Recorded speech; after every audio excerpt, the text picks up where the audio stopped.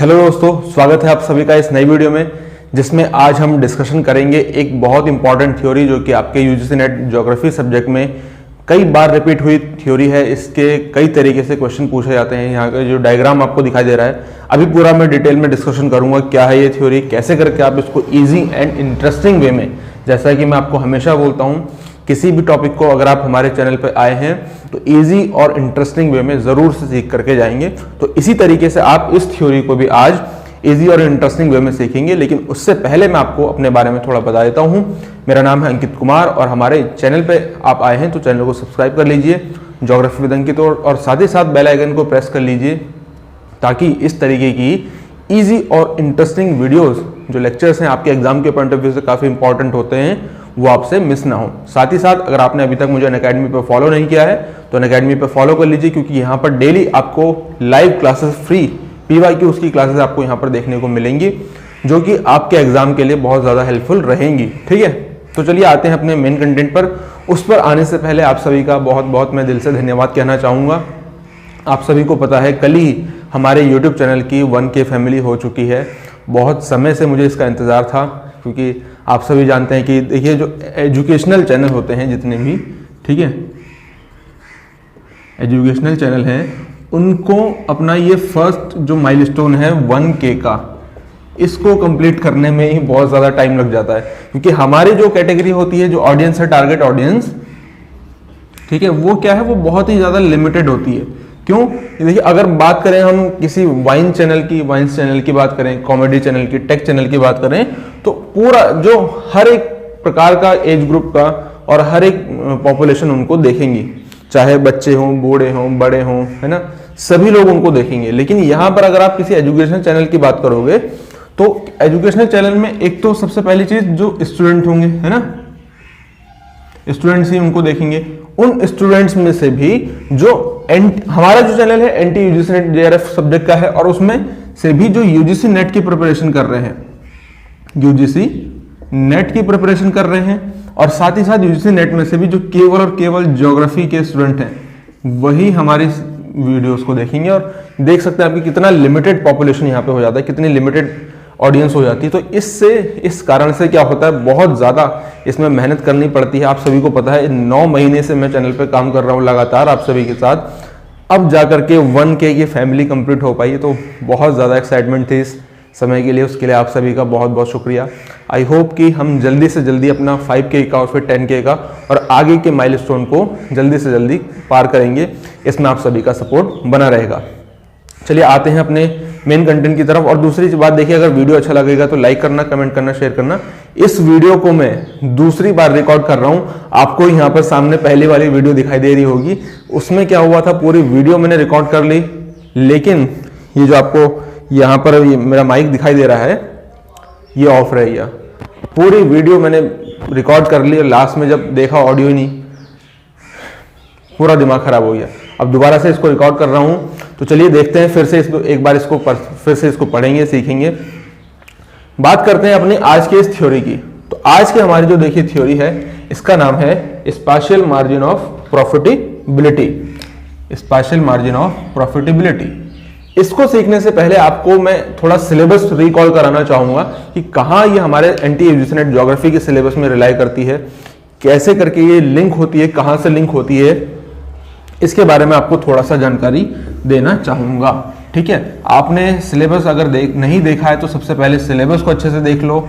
ठीक है, और अगर सिलेबस आपको नहीं मिलता है कहाँ से डाउनलोड करना है, तो आप हमारे टेलीग्राम चैनल जो आपको यहाँ पर दिखाई दे रहा होगा, टेलीग्राम चैनल से जाकर के सिलेबस डाउनलोड कर सकते हो, PYQs डाउनलोड कर सकते हो।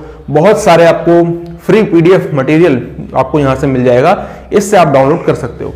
और आपकी अगर कोई क्वेरी है, कोई क्वेश्चन है, तो आप हमारे इस व्हाट्सएप ग्रुप से ज्वाइन कर सकते हैं और मुझसे डायरेक्ट क्वेश्चन आप पूछ सकते हैं। ठीक है, अब अगर हम इसकी बात करें तो आप सभी को पता है unit number 9, sorry unit number आपकी 6, यूनिट नंबर 6 में आपका इकोनॉमिक ज्योग्राफी है। इकोनॉमिक ज्योग्राफी में आप सभी को पता है कि इसके सब सेक्शन है। एक तो इकोनॉमिक ज्योग्राफी खुद ही है, दूसरा एक हो गया एग्रीकल्चर ज्योग्राफी, एक हो गया industrial geography, regional planning and development, ये सारे इसके सब सेक्शन है। इसमें से देखो एक सेक्शन है आपका, ये सब सेक्शन जो है इंडस्ट्रियल ज्योग्राफी। अब इंडस्ट्रियल ज्योग्राफी में आप कहेंगे कि इंडस्ट्रियल ज्योग्राफी इसमें क्यों, कैसे कनेक्ट होता है ज्योग्राफी से?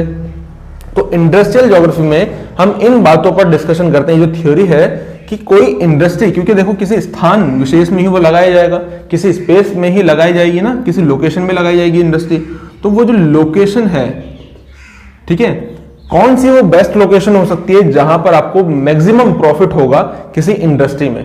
तो उस बेस्ट लोकेशन को फाइंड करने के लिए, क्योंकि वो स्पेस की यहां पर बात हो रही है और जो ज्योग्राफी है वो साइंटिफिक स्टडी है किसी स्पेस का, तो उस स्पेस को फाइंड करने के लिए, उस लोकेशन को फाइंड करने के लिए कि बेस्ट लोकेशन क्या होगी जहां पर कॉस्ट यानी कि जो लागत लग रही है वो मिनिमम हो और जो आपका प्रॉफिट है यानी कि जो आपको वहां से फायदा होने वाला है, मुनाफा होने वाला है, वो मैक्सिमम हो।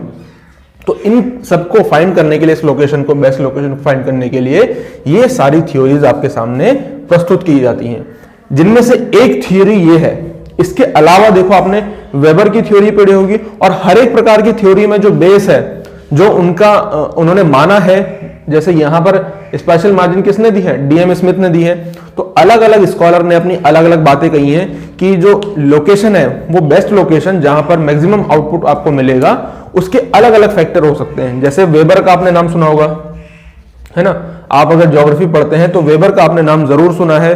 तो वेबर ने बताया कि जहां पर ट्रांसपोर्ट कॉस्ट, और इसके अलावा मैं आपको एक और चीज बताऊं कि अगर आप कोई भी वीडियो चाहते हैं किसी थ्योरी पे, किसी टॉपिक पर, तो आप मुझे अपने, हमारा जो ये व्हाट्सएप ग्रुप अब मैंने आपको अभी बताया था, उसमें आप मुझे बोल सकते हैं, तो उस पर मैं वीडियो बना दूंगा। तो जैसे वेबर ने कहा था, अगर आप इस पर वीडियो चाहते हैं तो मुझे बताइएगा और ज्यादा से ज्यादा शेयर कीजिएगा। आपके रिस्पॉन्स पर ही मैं इस तरीके की वीडियो, जो थ्योरी है, उनको सिंप्लीफाई करके आपको देता रहूंगा।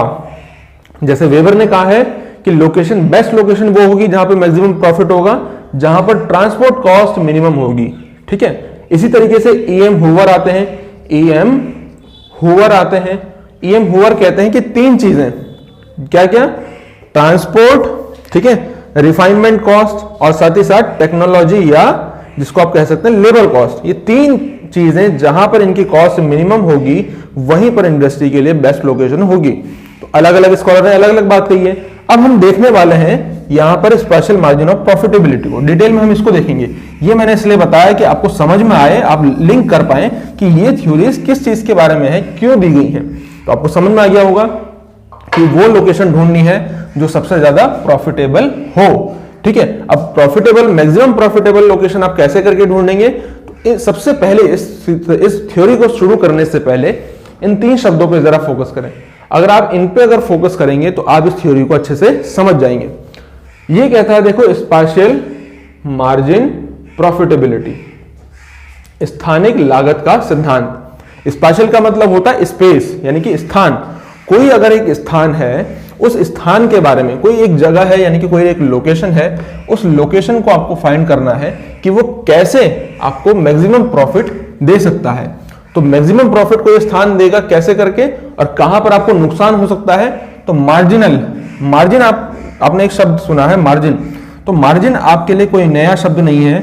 जब आप एग्जाम हॉल में एग्जाम लिखते हैं तो पेपर में आप मार्जिन लाइन खींचते हैं ना, तो पेपर में आप मार्जिन लाइन खींचते हैं, तो इस तरफ आप क्या करते हैं, लिखते हैं। मार्जिन के बाहर आप नहीं लिखेंगे, इस तरफ आप नहीं लिखेंगे, क्योंकि आपने यहाँ पर मार्जिन खींचा हुआ है। तो मार्जिन का मतलब है इसके बाहर आपको नहीं लिखना है, यहां पर आप पॉइंट्स लिखेंगे, यहां पर आप पॉइंट्स लिखा करेंगे। आपका जो राइटिंग का काम है वो इस तरफ है। तो वही चीज इस स्पेशल मार्जिन ऑफ प्रॉफिटेबिलिटी में डीएम स्मिथ के द्वारा दी गई है। बाकी अभी चीजें आप देखेंगे। ये बताते हैं कि कोई जो पूरा एक रीजन है, मान लीजिए कोई एक पूरा रीजन है, तो इसमें आपको प्रॉफिट वाला स्पेस तो ढूंढना ही है, साथ ही साथ वो स्पेस भी बताना है जिसके बाहर अगर आप इंडस्ट्री लगाएंगे, इसके बाहर अगर आप लगाएंगे तो यहां पर आपको क्या होगा, लॉस होगा। यहां पर आपको क्या होगा, लॉस होगा, ठीक है।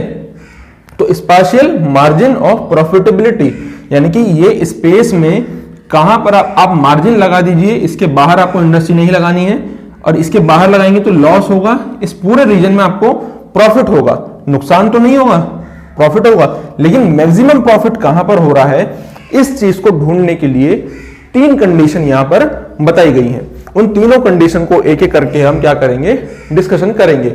उससे पहले थोड़ा सा बेसिक बातें इसके बारे में जान लेते हैं।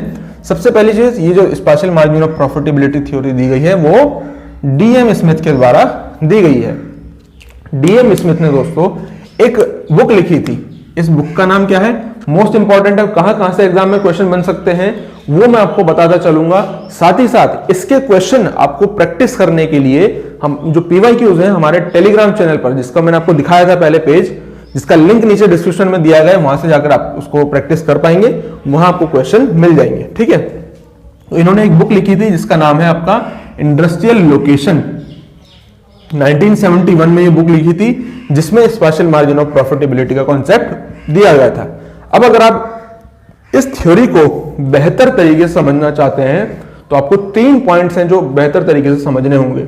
नंबर 1, स्पेशल मार्जिन क्या होता है, जो मैंने आपको बता दिया कि मार्जिन है जिसके बाहर अगर आप इंडस्ट्री लगाएंगे तो उसके बाहर आपको क्या होगा, लॉस होगा। ठीक है, दूसरा कॉस्ट कर्व क्या है, तीसरा रेवेन्यू कर्व क्या है। इन 3 पॉइंट्स को अगर आप समझ लेते हैं तो आप इस पूरी थ्योरी को समझ पाएंगे। ठीक है, तो सब चलिए एक एक करके डिस्कस करते हैं। कॉस्ट कर्व का मतलब क्या है, देखो ये एक्स एक्सिस है, सॉरी वाई एक्सिस है, ये आपका एक्स एक्सिस है, ये वाई एक्सिस, ये एक्स एक्सिस, इधर वाई एक्सिस, ये एक्स एक्सिस। ठीक, इसका सिंपल सा मतलब क्या है, अगर आप इसमें से एक कर्व देखो ऐसा है, एक लाइन ये है जो कि कॉस्ट को रिप्रेजेंट कर रही है, जो हमारा कॉस्ट है कॉस्ट को रिप्रेजेंट कर रही है इन दोनों में से एक लाइन, इसमें भी और इस कंडीशन में भी। ये कंडीशन 1 है, ये कंडीशन 2 है, ये कंडीशन आपकी 3 है। एक लाइन आपकी कॉस्ट कर्व को रिप्रेजेंट कर रही है, एक आपकी रेवेन्यू का मतलब है जो इनकम है, कॉस्ट का मतलब है जो हमारी लागत लगी है, जो हमारा खर्चा हुआ है उस प्रोडक्ट को बनाने के लिए, कोई भी प्रोडक्ट हो सकता है। तो इसमें देखो, मान लो अगर ये वाई एक्सिस है, इस वाई एक्सिस पे अगर आप ऊपर बढ़ रहे हैं, इसका क्या मतलब है, इसका मतलब है कि अगर कॉस्ट का कर्व देखोगे तो वो भी इस ऊपर बढ़ते हुए बढ़ेगा, अगर आप रेवेन्यू देखोगे तो वो भी ऊपर जाते हुए बढ़ेगा। 3 कंडीशन हो सकती हैं बेस्ट लोकेशन को फाइंड करने के लिए। नंबर 1 कंडीशन क्या हो सकती है, नंबर 1 कंडीशन ये होगी जब रेवेन्यू कर्व जो है वो कांस्टेंट होगा, रेवेन्यू कर्व कांस्टेंट होगा, यानी कि आपका ये पूरा जो स्पेस है, इस पूरे स्पेस में, पूरे रीजन में अगर आप कहीं पर भी इंडस्ट्री लगा लो, वहां पर आपको जो मिलने वाला प्रॉफिट है, मिलने वाला रेवेन्यू है वो सेम रहेगा। इस रीजन ए से लेकर के इस रीजन ई तक कहीं पर भी आप इंडस्ट्री लगाओ, वहां पर आपको रेवेन्यू एक जैसा ही मिलेगा, सब जगह बराबर मिलेगा। लेकिन इस कंडीशन 1 में ये रेवेन्यू कर्व तो कांस्टेंट है, लेकिन जो कॉस्ट कर्व है, ये जो ब्लैक वाली लाइन आपको दिखाई दे रही है ना, ये जो वेरी कर रही है, ये कॉस्ट कर्व है, सी से लिखा है मैंने कॉस्ट कर्व। कॉस्ट कर्व यहां पर क्या करेगा, वेरी करेगा, लेकिन रेवेन्यू कर्व कांस्टेंट रहेगा। अब देखो कॉस्ट कर्व क्या कर रहा है, एक तरफ ये ए के पास लाइन, ए रीजन के पास कॉस्ट कर्व सबसे ज्यादा है, यानी कि यहां पर कॉस्ट सबसे ज्यादा लगानी पड़ रही है, यानी कि अगर यहां पर कॉस्ट सबसे ज्यादा है तो इसका मतलब ये तो नुकसान होगा। और देखो रेवेन्यू तो कांस्टेंट है ना, क्योंकि इसमें पूरे रीजन में आपको रेवेन्यू उतना ही मिलेगा जितना यहां ए के पास मिल रहा था, जितना बी, जितना सी, जितना डी और जितना ई, रेवेन्यू सेम है, लेकिन कॉस्ट यहां पर ज्यादा है, तो यहां पर लगाना होगा हमें इंडस्ट्री, फायदा होगा नहीं। जवाब बिल्कुल सही है, बिल्कुल नहीं। देखो ये जो मार्जिनल लाइन है, इसके बाहर तो आपको इंडस्ट्री बिल्कुल भी नहीं लगानी है। इसके बाहर अगर आप लगाएंगे, देखो कॉस्ट कर्व ज्यादा है, इसके बाहर अगर आप लगाओगे कॉस्ट कर्व ज्यादा है तो नुकसान होगा। इसके अंदर आपको बेस्ट लोकेशन ढूंढनी है, इस मार्जिन लाइन के अंदर आपको बेस्ट लोकेशन ढूंढनी है, इस मार्जिन लाइन के अंदर बेस्ट लोकेशन ढूंढनी है, इस मार्जिनल लाइन के अंदर आपको बेस्ट लोकेशन ढूंढनी है। आई होप कि आप समझ गए हैं।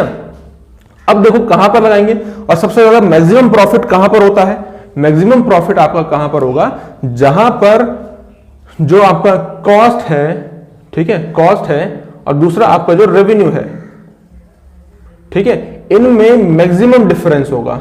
जहां पर कॉस्ट और रेवेन्यू में मैक्सिमम डिफरेंस होता है, वहां पर आपकी बेस्ट लोकेशन होती है, वहां पर आपको सबसे ज्यादा फायदा होता है, सबसे ज्यादा मुनाफा होता है।